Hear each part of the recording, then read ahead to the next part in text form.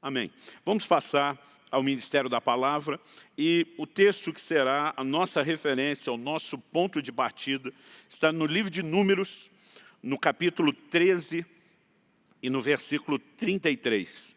Números, capítulo 13, versículo 33. Esse é um assunto que tem me impactado muito desde a minha adolescência, juventude. Acredito que uma das primeiras mensagens que eu preguei na minha vida, lá no início do ministério, foi relacionado a esse tema que eu quero compartilhar com vocês hoje, que eu entendo de Deus, que devo compartilhar com vocês hoje. Números capítulo 13, versículo 33. Você pode depois deixar aberto esse capítulo, pode ser que a gente consulte aqui mais versículos, mas para resumir e para dar o foco, eu quero ler a princípio 33. O texto diz assim: também vimos ali gigantes. Os filhos de Anak são descendentes de gigantes. E éramos aos nossos próprios olhos como gafanhotos. E assim também éramos aos olhos deles. Éramos, vou repetir a frase final aqui, aos nossos próprios olhos como gafanhotos. E assim também éramos aos olhos deles. Quem são as pessoas que estão fazendo essa declaração? 10 dos 12 espias enviados por Moisés para a terra de Canaã, para observar e espiar a terra de Canaã e trazer um relato de como era a terra, de como era o povo, é que estão fazendo essa declaração. A exceção dos 12 enviados são Josué e Caleb, dois que tiveram um posicionamento e um relatório completamente diferente. Nesse mês, onde temos enfatizado tanto o sobrenatural, eu quero chamar a sua atenção para um aspecto que parece ser um pouco mais simples do que a maioria imagina. Muitas vezes nós mistificamos demais o que é entrar nesse lugar do sobrenatural e das intervenções de Deus e não percebemos que há processos tão simples que eles chegam quase que se confundir como se fossem processos naturais. E um deles, acredito, tem muito a ver com a forma como nós nos vemos. O tema da minha mensagem hoje é: você é o que você vê.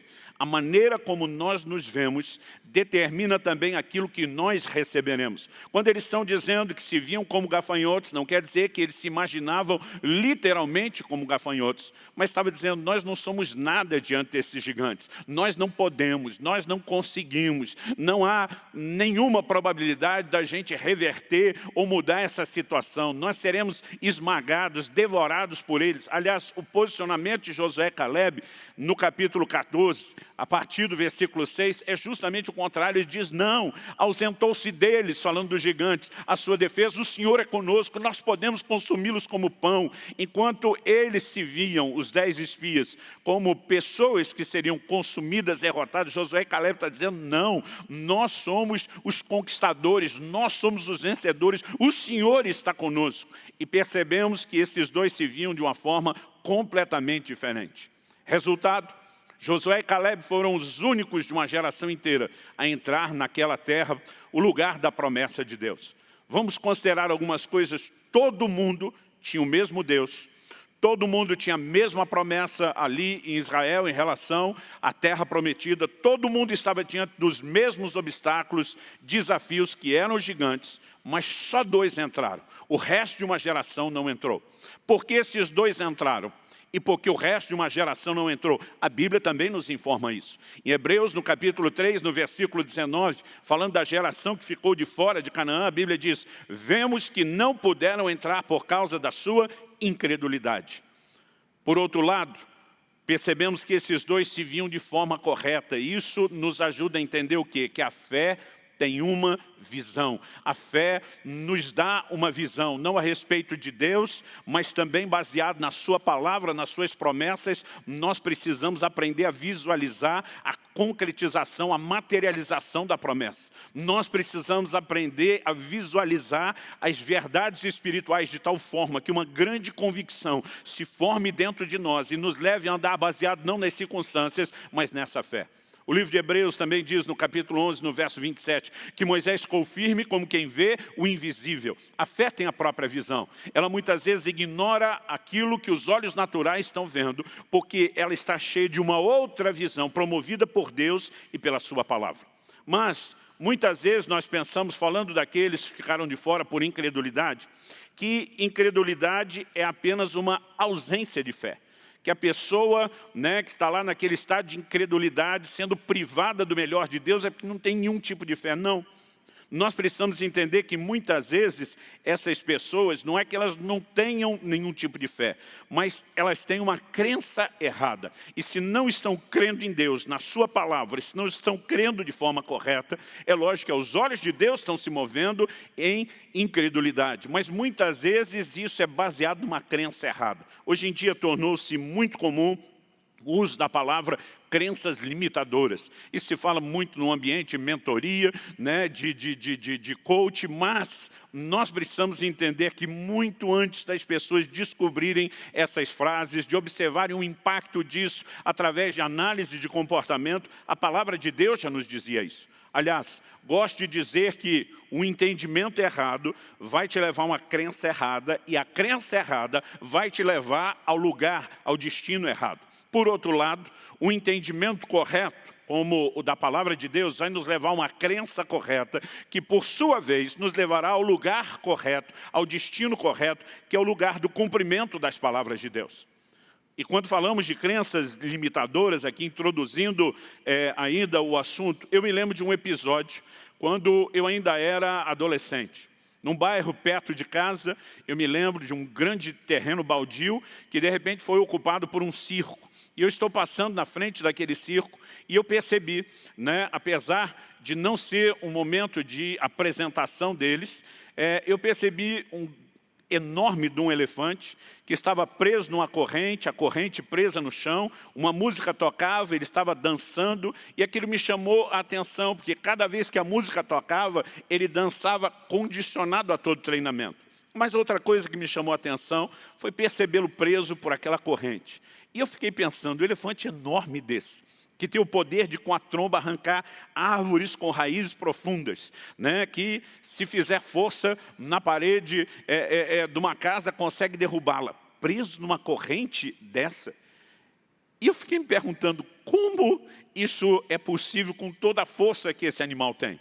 E num outro momento, conversando com uma outra pessoa, com um amigo, ele me contou uma história e diz, olha, em relação a essa questão dos elefantes, o que se diz é que, principalmente na África, quando são capturados, normalmente eles são presos quando ainda filhotes. E quando ainda filhotes, eles são amarrados, não é nem por uma corrente, é por uma corda.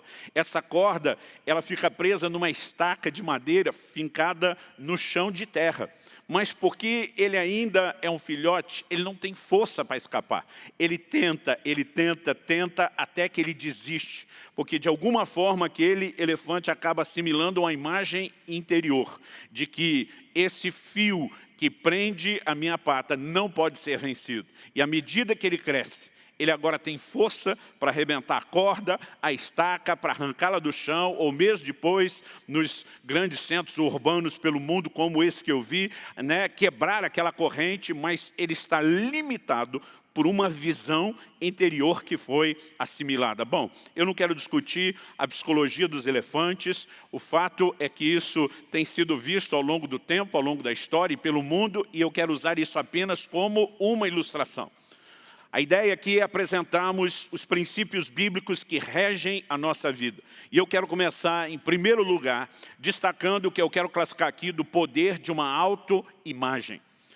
Muitas pessoas, às vezes, ouvindo, né, a pregação do Evangelho, eu percebo que alguns têm uma resistência enorme quando usamos termos como esse, né? Falei anteriormente de crenças limitadoras, agora de autoimagem, e alguns normalmente têm uma resistência quando ouvem algumas expressões da psicologia como autoimagem. É verdade que, por um lado, até eu me incomodo de perceber, às vezes, né, eu não quero generalizar, mas em alguns casos, uma psicologização exagerada, né, quando se trata da comunicação do Evangelho. Mas, por outro lado, se queremos ter bom senso, nós não podemos, mera e simplesmente, à luz da palavra de Deus, jogar fora a constatação de algumas ciências. Então, a psicologia se baseia no quê? Na observação do comportamento humano, para simplificar, né, e falar isso numa linguagem bem leiga. E à medida que vão observando, eles reconhecem o quê? Que há determinados comportamentos, reações, que eles se repetem ao longo da história, em qualquer lugar e com qualquer tipo de pessoa, né, independente de onde moram, a raça, a cultura. Então, eles simplesmente vão fazendo essas análises e chegando a algumas conclusões. E aí nós temos alguns crentes que às vezes vão para aquele radicalismo de dizer, não, isso não é algo bíblico, isso é algo do mundo, nós não podemos aceitar. Eu me pergunto, quando se trata da lei da gravidade, um crente fica olhando e dizendo, isso é coisa do mundo, isso é secular? É claro que não, porque a própria Bíblia reconhece a lei. Não use esse nome, assim como você não vai ver a Bíblia usando a expressão autoimagem, não vai falar de lei da gravidade. Mas na Bíblia, pessoas e coisas caem, Deus estabeleceu algumas regras e cuidados a respeito disso, e nós percebemos na tentação de Jesus, lá no deserto, que o próprio diabo, né, o induz a querer se jogar do pináculo do templo, alegando que os anjos iriam segurá-lo, espiritualizando, né, uma promessa, e Jesus se posiciona e diz, não tentarás ao Senhor teu Deus. Em outras palavras, ele estava dizendo, o próprio Criador estabeleceu a lei da gravidade, não para que a gente brinque com ela, mas para que a gente a reconheça. Então, nós podemos falar a respeito, né, de outros assuntos. Semeadura e ceifa, por exemplo, não é um assunto só da agronomia. A Bíblia fala sobre isso, tanto no literal como no aspecto espiritual. Quando estava prestes a operar meu joelho, eu lembro que eu mandei uma mensagem para o ortopedista que ia me operar, cristão, um amigo querido, e eu mandei para ele um texto que eu nunca tinha reparado na Bíblia, mas por aqueles dias me chamou a atenção, que é Ezequiel 30, 21. Deus diz assim, filho do homem, eu quebrei o braço do faraó, rei do Egito, e eis que não foi atado, para que seja tratado com remédios, nem posto numa tala, para tornar-se forte o bastante para empunhar a espada. Deus está dando apenas um exemplo, mas nesse exemplo, ele já nos faz perceber o quê? Os procedimentos, né, médicos daquela época, da antiguidade. E o Egito é conhecido pelos seus procedimentos médicos desde a antiguidade, considerados para a época avançados. Deus está falando de um braço quebrado, que tem que ser atado, tem que ser tratado com remédio, precisa de uma tala, né? E de todo um processo para tornar-se forte o bastante, porque o propósito da recuperação não é apenas garantir que o osso cicatrize no lugar certo e não de forma torta, mas que ele possa depois se recuperar a ponto de se tornar forte. Agora, eu fico imaginando com o radicalismo que alguns crentes têm, com expressões da psicologia, se eles agem da mesma forma com relação a todas as outras ciências. Não posso fazer uma cirurgia como essa, porque a Bíblia não fala sobre ortopedia. Na verdade, fala, né? E nós precisamos, de fato, ter apenas um pouquinho de bom senso e equilíbrio. Não gosto quando as pessoas tentam adaptar a palavra de Deus à psicologia, mas quando a psicologia está reconhecendo, né, princípios milenares que a palavra de Deus sustenta, é lógico que nós podemos simplesmente reconhecer essa combinação. Então, espero que isso te ajude a não ter resistência, porque o que eu quero falar, não sou um psicólogo, não tenho conhecimento profundo da área, o que eu quero compartilhar aqui é a palavra de Deus. Então, vamos ver o que a Bíblia diz a respeito do poder de uma autoimagem, da forma como nós nos vemos. Porque o que percebemos desde o versículo inicial é que no momento crucial da nação de Israel, aqueles 10 espias se veem da forma errada. Porque se viam como gafanhotos, né, não puderam viver, experimentar, desfrutar aquilo que Deus disponibilizava. Outros 2 que se viam de forma correta, e daqui a pouco vou falar melhor sobre o que é se ver da forma correta em Deus, né? Outros 2, porque se viam de forma correta, eles puderam entrar nesse lugar, né, do cumprimento da promessa do próprio Deus. Então, o que eu e você precisamos entender quando falamos a respeito do poder de uma autoimagem, são declarações como, por exemplo, Provérbios 27, 19. Eu vou ler em algumas versões diferentes. Vou começar primeiro na Nova Almeida Atualizada, que diz, como a água reflete o rosto, assim o coração reflete o que a pessoa é. Quando ele usa a expressão a água reflete o rosto, está falando de uma época onde a maioria das pessoas não tinha espelho. E os poucos que tinham condições, né, eles tinham espelhos feitos de bronze batido, polido, e o reflexo, apesar da pessoa poder ter algo em caso o reflexo não era assim tão perfeito. Então a maioria das pessoas tinha um único espelho, era olhar na água o reflexo do próprio rosto. Então a Bíblia está dizendo, como a água reflete o rosto, assim o coração reflete o que a pessoa é. Vou ler isso na nova tradução da linguagem de hoje. Assim como a água reflete o rosto da gente, o coração mostra o que a pessoa é. E agora na NVI, a nova versão internacional, assim como a água reflete o rosto, o coração reflete quem nós somos. Estão fazendo questão de apresentar, né, traduções, versões diferentes, porque todas, com palavras distintas, vão dizer exatamente a mesma coisa. O que a palavra de Deus está apresentando aqui é o seguinte: ao olhar a imagem refletida na água, estou vendo uma réplica exata de qual é o meu rosto. E a Bíblia está dizendo que o meu coração é uma réplica exata de quem eu sou. Significa o quê? Que aquilo que afeta o meu coração, afeta a minha identidade, afeta a minha forma de viver. Provavelmente seja por isso que em Provérbios, no capítulo 4, no versículo 23, a Escritura Sagrada diz, sobre tudo o que se deve guardar, guarda o teu coração, porque dele procedem as fontes da vida. Alguém disse, se você quiser macular um rio, você não precisa se preocupar em correr, né, toda a extensão do rio, tentando sujar todo o leito do rio, basta apenas contaminar a fonte, o manancial, a origem dele, e todo o restante terá sido contaminado. Estou dizendo isso porque, né, se há um lugar que afeta todas as áreas da nossa vida, é o coração. Ele é esse manancial, ele é o lugar onde a palavra de Deus está dizendo sobre tudo o que se deve guardar. Não é a única coisa. Somos orientados a guardar muita coisa. O livro de Apocalipse diz, guarda o que tens para que ninguém tome o que é teu. Nós precisamos ter a responsabilidade de cuidar de coisas preciosas, mas a Bíblia está dizendo, de tudo que você tem que guardar, tem uma coisa que você tem que preocupar mais do que as outras. Guarda o teu coração, porque dele procedem as fontes da vida. Deus não está falando de guardar o coração apenas no sentido de não ter emoções ruins. Nós precisamos entender que isso começa a partir das nossas crenças, a partir das nossas convicções. Porque aquilo que afeta o coração acaba nos definindo. E algumas dessas coisas que entram no coração, sejam sentimentos, né, sejam crenças, elas entram de que forma? Através de imagens e percepções que nós vamos criando não só de pessoas, mas de circunstâncias e de acontecimentos. Aliás, Provérbios ainda diz no capítulo 23 e no versículo 7, porque assim como imagina em sua alma, assim ele é. A Bíblia está dizendo que assim como uma pessoa imagina, assim como ela visualiza, ela é. Aquilo que vemos define aquilo que nós nos tornamos. Ou, como eu disse inicialmente, dando o tema da mensagem, você é aquilo que você vê. A palavra de Deus nos mostra essa verdade. Quem somos? Ou quem seremos ao longo da caminhada?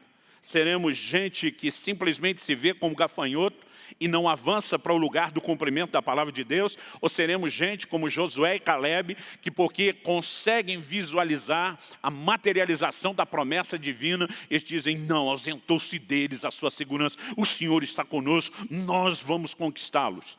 Nós precisamos entender a importância do tipo de visão que criamos. Bom, definido aqui o poder de uma autoimagem a partir da própria palavra de Deus, eu também quero destacar o seguinte, né? Em segundo lugar, quero trabalhar a ideia aqui de que não podemos ir a extremos. Mas antes mesmo de explorar isso melhor, a pergunta a ser feita é, como corrigir uma autoimagem errada? E a resposta para mim é uma só, pelas Escrituras Sagradas, pela palavra de Deus, pela Bíblia. Porque há conceitos positivos sobre autoimagem que não são necessariamente bíblicos. Pelo contrário, muitos são antibíblicos. Um exemplo disso, o humanismo, que destaca que o homem é bom, você pode, você consegue, mas tudo focado no homem e na habilidade humana. Nós não cremos nisso. Quando vemos Josué e Caleb se destacando, eles não dizem apenas, não, nós não somos gafanhotos, nós somos bons pra caramba. Não é esse o discurso. Ele diz acerca dos gigantes, ausentou-se deles a sua segurança, mesmo sendo do gigante. Aí eles dizem, o Senhor está conosco, nós não vamos temê-los. Ou seja, a forma como eles se veem é a forma como eu e você, a forma como eles se viam, é a forma como eu e você deveríamos nos ver em Deus. E daqui a pouco eu vou falar um pouco melhor a respeito dessa forma correta de se ver em Deus. Mas primeiro eu queria tentar consertar aqui alguns conceitos. Eu vejo pessoas que transicionam, né, quando falamos de autoimagem, transicionam nos polos, nos extremos. Percebo alguns que têm uma autoimagem péssima, negativa. Não, eu só sou um gafanhoto, eu não sou nada, eu não sou ninguém. Mas, às vezes, eles justificam esse discurso em nome da humildade. Muitas vezes, como pastor, eu vejo a reação das pessoas quando estamos corajando. Gente, vamos trabalhar, vamos falar de Jesus, vamos evangelizar, vamos ganhar alma para o Senhor, vamos ajudar a cuidar delas por meio do discipulado, né? Encorajando alguns para liderar em célula. Nós trabalhamos aqui com grupos pequenos nas casas e às vezes alguns reagem, não, pastor, eu não posso, eu não sou nada, eu não consigo, eu não... Mas diferente de alguns que estão apenas falando, olha, eu só sou limitado, alguns ainda querem mascarar esse discurso com uma imagem de humildade, né? E eu percebo que eles estão extremamente equivocados a respeito de humildade. Porque na cabeça de muita gente, o conceito de humildade virou autodepreciação. Então parece que quanto mais eu me deprecio, quanto mais eu me diminuo, né? Quanto mais eu desfaço de mim mesmo, mais humilde eu sou.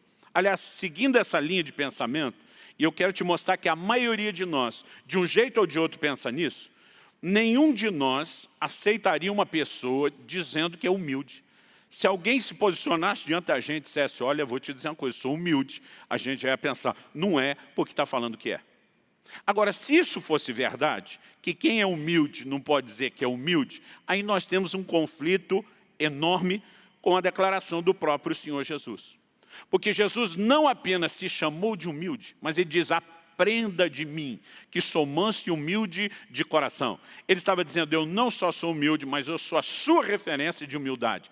E se esse nosso conceito estiver certo, e não está, então Jesus é que estaria errado. E nós sabemos que ele também não está errado. Por quê?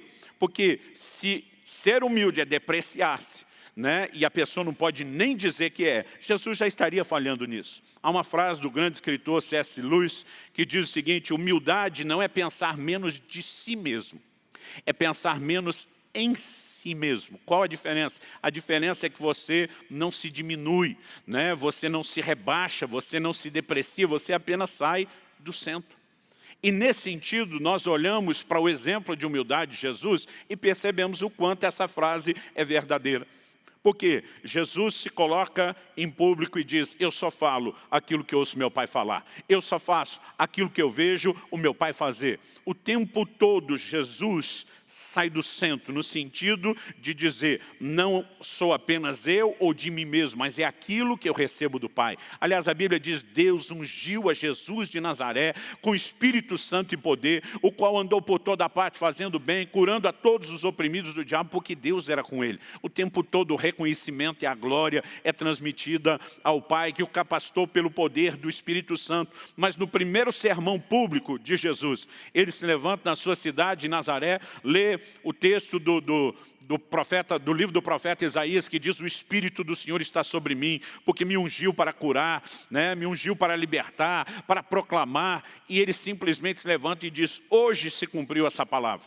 No primeiro sermão público, ele se põe diante das pessoas e diz, eu sou o cara que tem a solução para as suas necessidades. Mas, obviamente, ele não está dizendo, eu sou de mim mesmo. Ele diz, eu fui ungido por Deus, eu fui habilitado e capacitado. Nós precisamos entender a importância de não ir a extremos. Não confunda humildade com inferioridade. Muita gente tem confundido humildade com inferioridade, com mediocridade, com autodepreciação. E isso não são coisas necessariamente compatíveis, não nessa lógica, não nessa perspectiva. Eu falei semana passada que esse posicionamento de diante de Deus fica dizendo eu não posso, eu não consigo. Dei os exemplos de Moisés em Êxodo 4 e de Jeremias, em Jeremias capítulo 1, que são atitudes que irritam a Deus e que Deus censura. Nós precisamos nos ver de forma correta. E isso significa não ir para o terreno da inferioridade. Paulo sabia distinguir quem ele era sozinho antes da conversão, eu persegui a igreja de Deus, e quem ele era depois da conversão, mas pela graça de Deus. Trabalhei mais do que todos os apóstolos, os quais ele menciona que nem era digno de estar entre eles. Então, precisamos entender que a definição de quem nós somos, ela precisa ser turbinada pela graça de Deus, pela revelação de quem Deus é. Mas percebo também que há pessoas que saem de um extremo, que é a inferioridade, que é uma forma errada de se ver, e vão para outro extremo, que é o senso de superioridade, o orgulho, que também é uma autoimagem errada, uma forma errada de se ver. Acredito que é justamente por isso que a palavra de Deus nos diz em Romanos, no capítulo 12, no versículo 3, o seguinte: porque pela graça que me foi dada, digo a cada um de vocês, que não pense de si mesmo além do que convém. Pelo contrário, pense com moderação, segundo a medida de fé que Deus repartiu com cada um. Eu gasto 2 capítulos inteiros no meu livro Revelação, o caminho para a realização, para falar, né, desses extremos. Não pensar aquém do que convém, inferioridade, e não pensar além do que convém, superioridade. Quando ele fala de moderação, existe um ponto de equilíbrio. Onde está o ponto de equilíbrio? Ele diz que nós temos que pensar de nós mesmos com moderação, segundo a medida da fé que Deus repartiu com cada um de nós. E daqui a pouco eu vou mexer nesse assunto. Como a fé vem?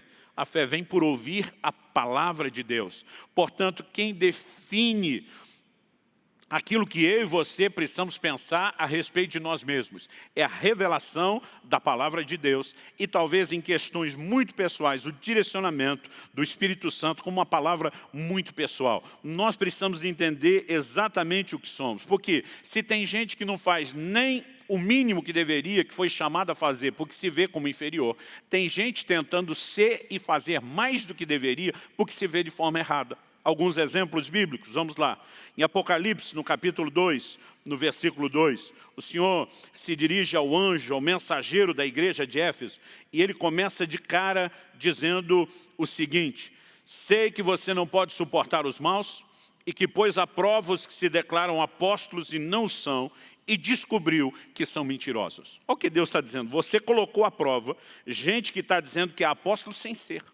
A pergunta é, por que alguém diria que é apóstolo sem ser?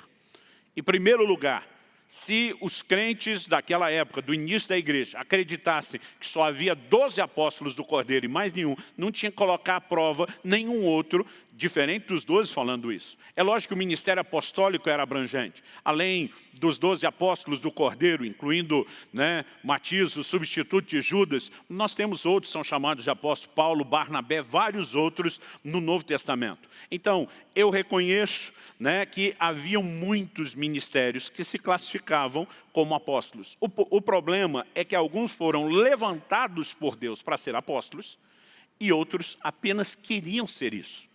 Apenas achavam que era o lugar que deveria ocupar. Agora, Deus está dizendo, você colocou eles à prova e os achou mentirosos. Em outras palavras, Deus está dizendo, nem eu reconheço eles apóstolos. Deus está dizendo, não fui eu que estabeleci. Foi eles que quiseram se reconhecer como tal. E como alguém chega a esse ponto?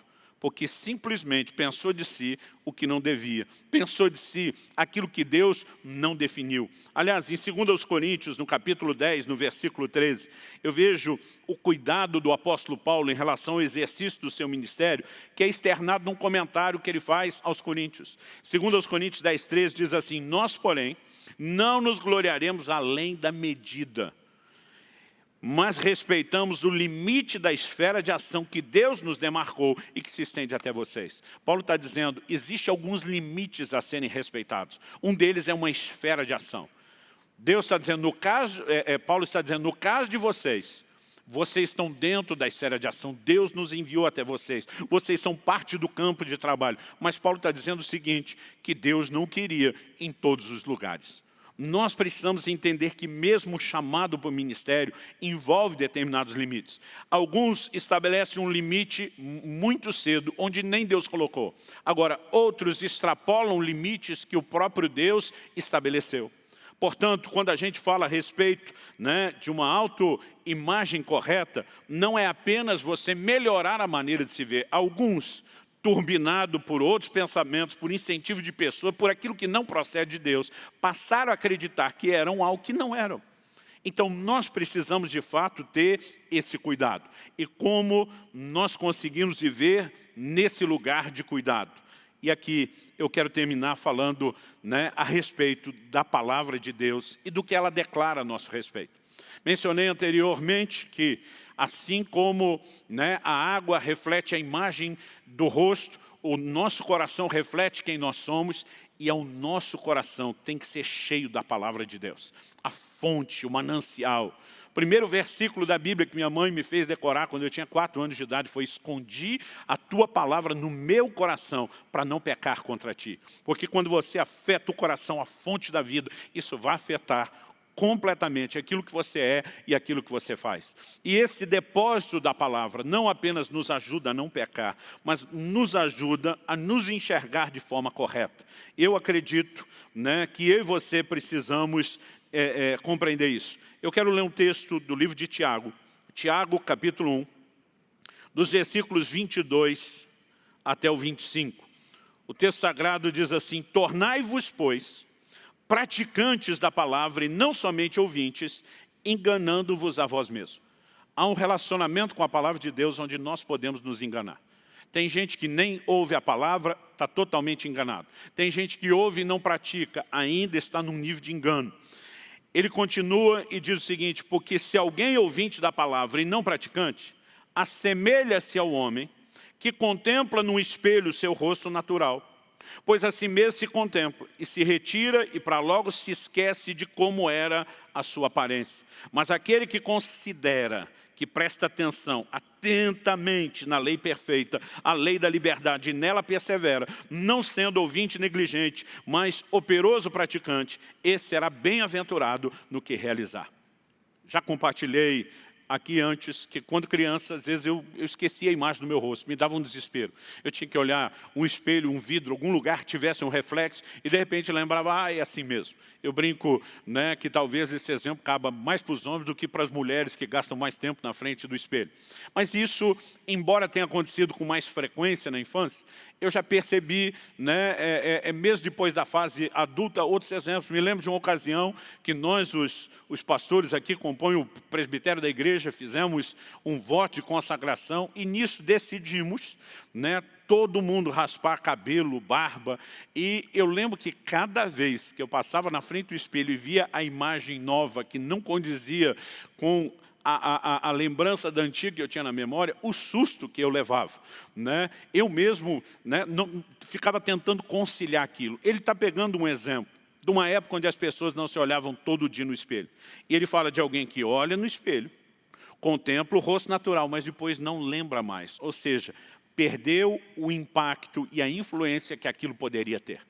Isso aqui fala de um relacionamento superficial com a palavra e para mim define a vida de muito crente. Porque tem gente que quando está ali ouvindo a palavra ministrada no domingo, compartilhar numa célula, uma ministração, de repente algo começa a acender dentro dele. Ele diz, realmente, em Deus eu sou, eu posso, eu tenho, eu consigo, e a fé começa a ser fomentada dentro dele, mas por conta de um relacionamento superficial com a palavra. Daqui a pouco, ele já não lembra daquilo que ele viu.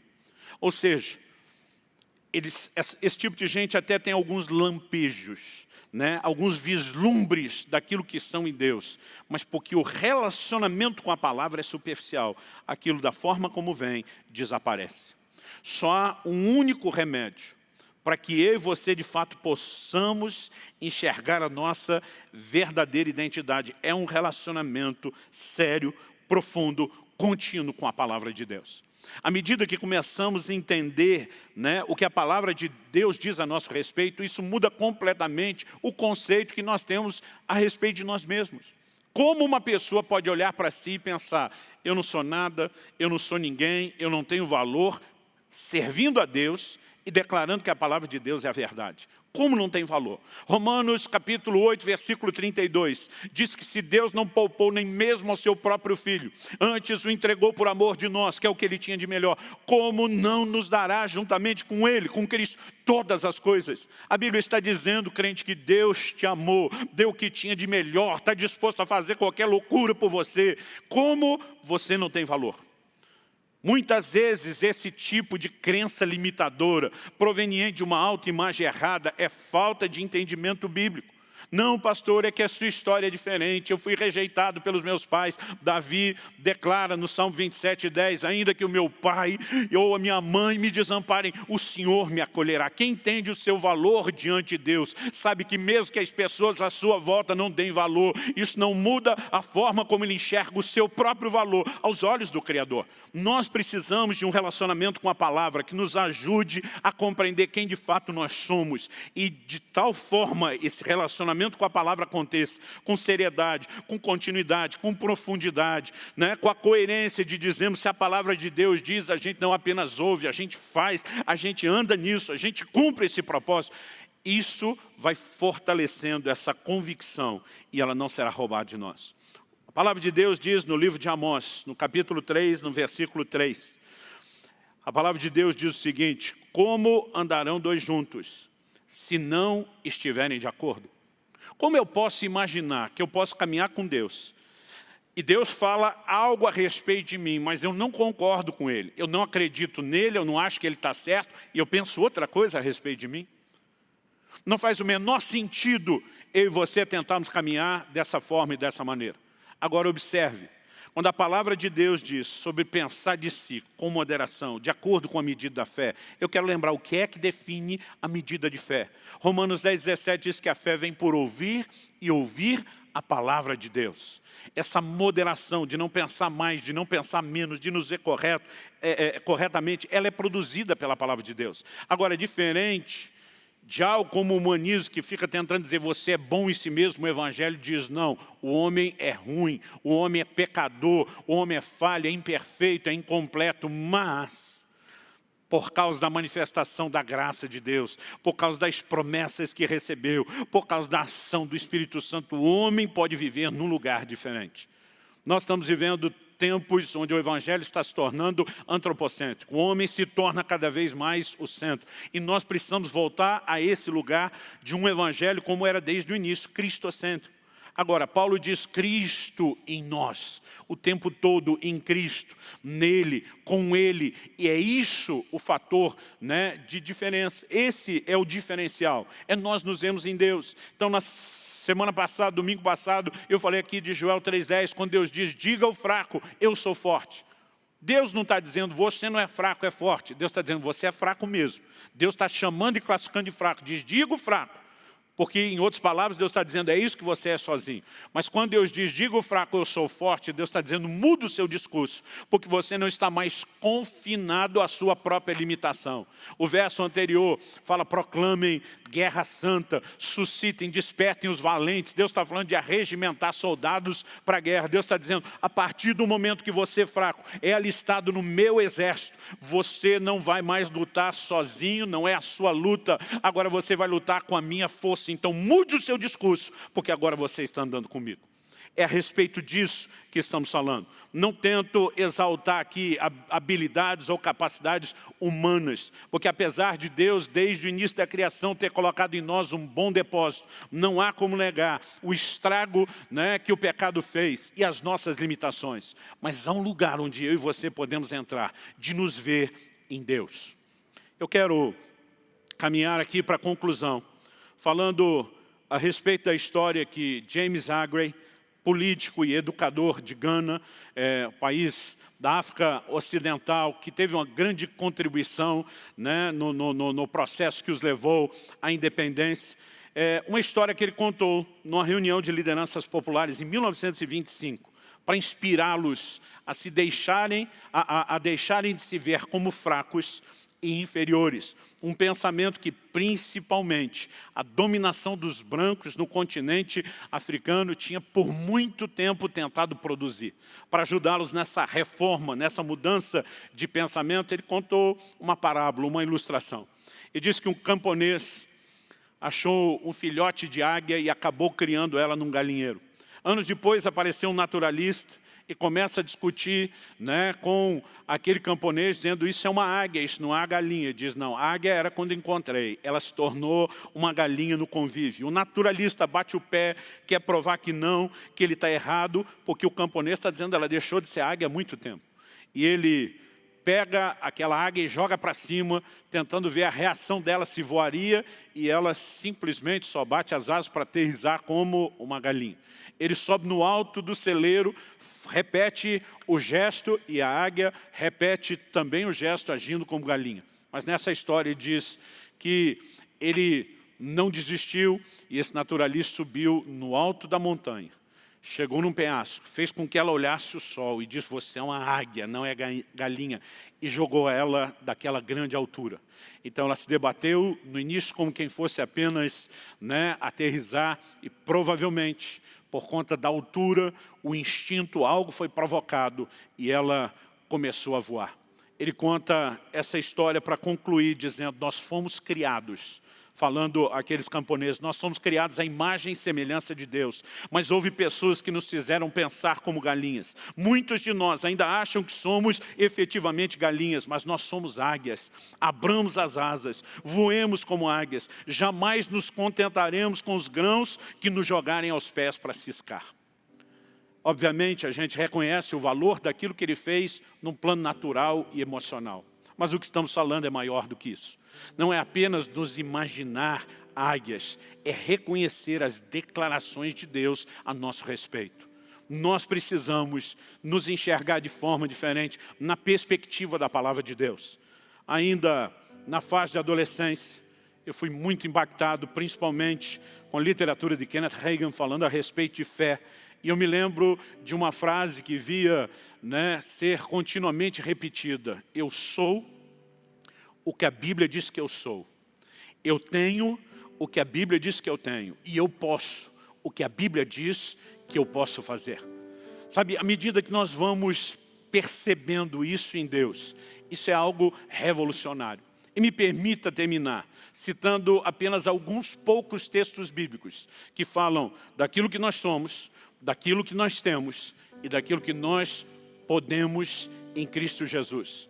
E eu quero que você, com essa dose descarregada de uma vez só, pense se você tem se enxergado da forma correta ou não. De acordo com 2 Coríntios 5,17, eu sou uma nova criatura. Efésios 4,24 diz que eu fui criado em verdadeira justiça e santidade. Romanos 8,16 diz que eu sou filho de Deus. E o verso 17 diz que eu sou herdeiro de Deus e co-herdeiro com Cristo. Apocalipse 5,10 diz que eu sou rei e sacerdote para Deus o Pai. 2 Coríntios 5,21 diz que eu sou a justiça de Deus em Cristo Jesus. Deuteronômio 28,8 diz que eu sou abençoado em todas as coisas, e onde eu ponho a mão à prosperidade, porque eu ouço e obedeço o Senhor. O verso 13 de Deuteronômio 28 diz que sou cabeça e não cauda, estou sempre por cima e não por baixo. 1 Coríntios 1,2 diz que eu sou santificado em Cristo. Romanos 8,37 diz que eu sou mais do que vencedor. Mateus 5,13 e 14 diz que eu sou sal da terra e luz do mundo. 1 de Pedro 2,9 diz que eu sou geração eleita, sacerdócio real, nação santa, povo de propriedade exclusiva de Deus. Efésios 2,22 diz que eu sou morada de Deus no Espírito. 1 Coríntios 3,16 diz que eu sou santuário de Deus aqui na terra. Salmo 28,7 diz que eu sou forte porque o Senhor é a minha força, a força da minha vida. Em 1 de João 4,4 a Bíblia diz que maior é aquele que está em nós do que aquele que está no mundo. Em Romanos 1,7 a Bíblia diz que eu sou amado de Deus. Sou perdoado, livre de toda condenação, como diz Romanos 8,1, e do domínio do pecado, como diz Romanos 6,14, e de toda maldição, como diz Gálatas 3,13.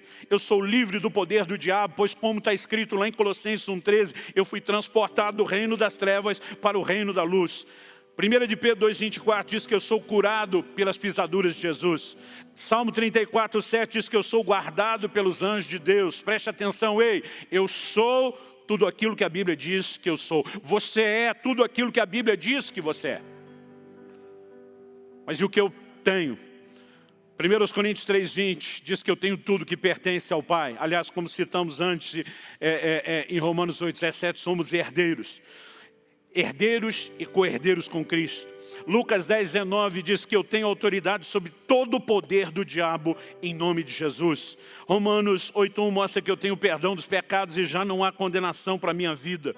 Salmo 91:10 me mostra que eu tenho saúde em Cristo e que praga alguma chegará à minha tenda.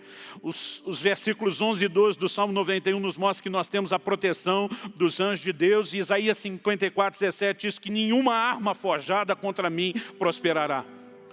Quando eu olho a definição bíblica do ministério do Espírito Santo, eu descubro que eu tenho orientação, paz, alegria, consolo, conforto, ajuda e revelação da palavra na pessoa do Espírito Santo que em mim habita. A própria alegria do Espírito Santo deveria reger a minha e a sua vida, independente das circunstâncias. Abacuque 3:19 diz que eu tenho pés de costa e ando nos meus lugares altos. Atos 1:8 diz que eu tenho poder para testemunhar de Cristo. Marcos 16:17-18 fala que em nome de Jesus eu vou expelir demônios e curar enfermos. 1 de Pedro 3:12 diz que eu tenho as minhas orações ouvidas, porque os ouvidos do Senhor estão atentos às minhas súplicas. E Tiago 5:16 diz que muito podem por sua eficácia as minhas súplicas, porque eu sou um justo, algo que a Bíblia também diz que eu sou. Em 1 Coríntios 15:57, eu reconheço que a palavra de Deus diz que eu tenho vitória em todas as áreas da minha vida, por meio de Jesus, meu Senhor. Segundo aos Coríntios 3:17 diz que eu tenho liberdade no Espírito. João 10:10 diz que eu tenho vida em abundância. Romanos 5:5 diz que eu tenho o amor de Deus sendo derramado no meu coração pelo Espírito Santo. 1 de João 5:3 diz que eu tenho a vida eterna. Efésios 1:3 diz que eu tenho toda a sorte de bênçãos nas regiões celestiais em Cristo Jesus. O Salmo 28:8 diz que eu tenho a força do Senhor. Eu tenho tudo aquilo que a Bíblia diz que eu tenho. Você tem tudo aquilo que a Bíblia diz que você tem. E resumindo o que eu posso, Romanos 5:17 diz que eu posso reinar em vida. Marcos 16, já mencionei isso, diz que eu posso orar pelos enfermos e cativos e testemunhar com poder, porque o Senhor confirmava a palavra deles com sinais. Eu posso exercer autoridade sobre demônios e circunstâncias, pisar em serpentes e escorpiões e nada me fará dano algum. Lucas 10:19. Eu posso amar. Romanos 12:10 fala sobre nos amarmos mutuamente. Eu e você podemos andar em amor, é uma declaração bíblica. Perdoar mutuamente, como diz Colossenses 3:13. Eu posso em tudo dar graças, como diz 1 Tessalonicenses 5:18. Eu posso viver em saúde, segurança e liberdade. Aliás, de acordo com Mateus 18, de 18 a 20, eu posso ligar e desligar na terra em concordância com outros cristãos e será ligado e desligado no céu. De acordo com 1 de João 5:4, eu posso vencer o mundo através da vitória que vence o mundo, que é a minha fé. De acordo com 1 de João 5:14 e 15, eu posso pedir o que quiser, segundo a vontade, revelada na palavra de Deus, segundo a vontade de Deus, e me será feito. De acordo com Tiago 1:12, eu posso vencer a provação. Com 1 aos Coríntios, capítulo 10, versículo 13, de acordo com isso, eu posso vencer a tentação. E como Paulo diz em Filipenses 4:13, eu posso todas as coisas naquele que me fortalece. E isso não é apenas realização. Ele diz, eu aprendi a viver contente em toda e qualquer situação. Ele diz, eu sei enfrentar fartura, eu sei enfrentar escassez, eu posso enfrentar qualquer tipo de circunstância, mesmo dias difíceis como este de pandemia, porque o Senhor me fortalece. Eu posso, porque Deus me fortalece. Não se trata de ser bom, não se trata, do homem ser melhor ou diferenciado, se trata do Deus que está em nós. Se trata do fato de que aquele que está em nós é maior do que aquele que está no mundo. E mesmo quando eu e você estamos diante de circunstâncias desfavoráveis, como aqueles espias, como a nação de Israel estava quando descobre a alta estatura do povo que habitava em Canaã, nós podemos nos agarrar a uma promessa, aquilo que Deus falou a respeito de nós, e podemos chegar a uma única conclusão e nos mover numa única convicção. Realidade não é aquilo que meu olho natural vê. Realidade é o que Deus diz a meu respeito, é o que Ele fala a respeito de mim. E ao longo de toda a história, não só nos exemplos bíblicos, pessoas que se veem corretamente em Deus, se tornam exatamente aquilo que elas veem. Mas o ser aquilo que vemos, infelizmente é verdade para quem também se vê de forma errada. E eu não estou aqui para te apontar o dedo, para fazer nenhuma acusação pelo fato de talvez você não estar se vendo como deveria. Ah, pastor, mas não sei se esses textos são realmente assim. É exatamente o que está escrito. Nós podemos trabalhar a ideia de que algumas aplicações que não são tão absolutas e generalizadas em um caso ou outro, mas qualquer coisa diferente disso é incredulidade, é dizer a Deus que a palavra dele não é a verdade, e nós não podemos aceitar isso. Há uma maneira diferente de nos vermos e de vivermos, determinada pela palavra de Deus e pela revelação correta de quem somos. Então, como eu disse antes, a ideia aqui não é acusar ninguém que não está se vendo como deveria, é te ajudar a passar a se ver como você deveria se ver. Volte à palavra de Deus. Volte à palavra de Deus. Nós precisamos ler a Bíblia não apenas buscando conhecimento e informação. Ela é a fonte da nossa revelação, ela alimenta a nossa fé, ela é alimento para o nosso espírito, ela restaura a nossa mente, a nossa forma de pensar. E um povo que anda e vive pela palavra de Deus, andará e viverá de forma diferente. Você é aquilo que a Bíblia diz que você é. Você tem aquilo que a Bíblia diz que você tem. E você pode aquilo que a Bíblia diz que você pode. Eu quero terminar orando com você.